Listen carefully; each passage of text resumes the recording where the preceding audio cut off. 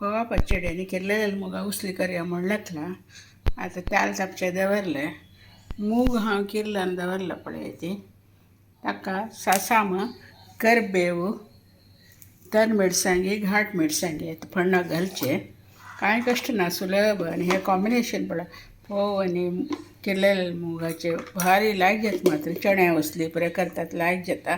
आतां त्याला समज तापत त्याला पळय ते तेल तापलें ताका हांव फस्ट सासाम घालता सासाम पटपटयता आसता करबेव घालता तर्ण मिरसांग भाग करून घालला त्या वेळी हांव तो घालता पळय ते भाजील घाट मिरसांगेनी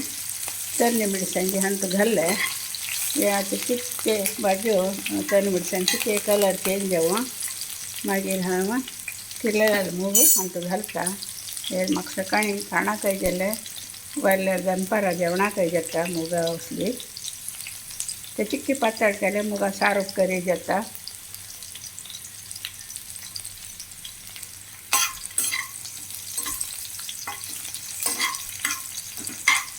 आतां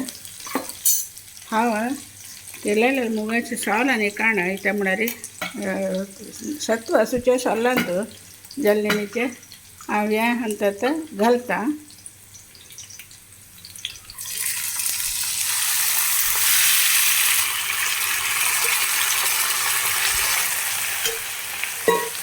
हे ऑलरेडी हांवें शिजोवन घेतला जल्लेमीचे मस्त वेळ कांय करता म्हणना आनी ते दवर न्हू थोडें मीठ घालून ते होऊन जावचे एक खतखते दवरचे मागीर चडकी सोय घालची बारी लायक जाता पळयल न्हू आतां हांगा धांपून दवरता ಸ್ವಲ್ಪ खतखतेव आनी एक 2-3 चमचे मीठय घालता पळय ती लायक खतखतेलो हांव एक थोडेशी चिमटी गोडाय घाल्ले हांवें गोड घाल्याची ते रुची जाता म्हणून आतां हाका सोय घालता गॅस ऑफ करता चडती सोय घालून लायक जाता लायक करून आतां चेळया मुगा उसली रेडी जाल्ली